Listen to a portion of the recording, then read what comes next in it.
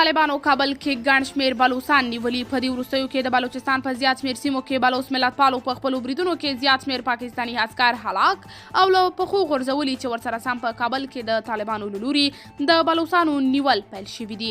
د معلوماتو له مخې دا بلوڅان د طالبانو په یو شمېر عملیاتو کې نیول شوي. د بلوڅانو د حقونو یو فعال شورش بلوڅ وویل چې دا بلوڅان کډوال ول او د کډوالو په توګه یونیسیار سره هم دا کسان ثبت ول.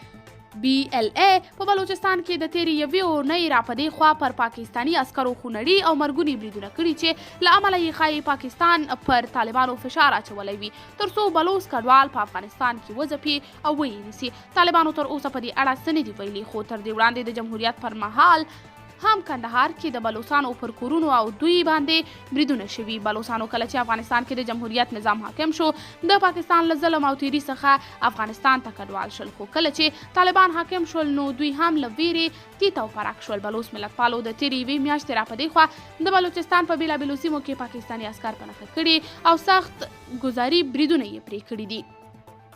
بلوڅانو له یوه برید وروسته چې د کچ په سیمه کې تر سره کړ 10 پاکستاني عسکر یې هلاک کړل او اوس د بلوچستان د نوشکې او پنجګورې ضلعو کې عملیات پیل کړي چې د دوی د وړاندې شویو معلوماتو مخې بلوڅانو ویلي چې په دې عملیاتو کې تر 100 زیات پاکستاني عسکر هلاک کړي دي. د پاکستان د کورنیو چارو وزیر وویل چې د وسلوالو له ځان سره د ناټو څخه افغانستان کې پاتې وسلې په لاس کې لرلې او پر پاکستاني عسکرو یې بریدونه کړي. هغه دا ویل غوښتل چې د دې بریدونو پړه پر افغانستان واچوي. قدرمنو لیدونکو، تاسې د دې موضوع په هکله څه نظر لرئ؟ خپل نظریات را سره کمنټ کې شریک، ویډیو لایک او چینل سبسکرایب کړئ.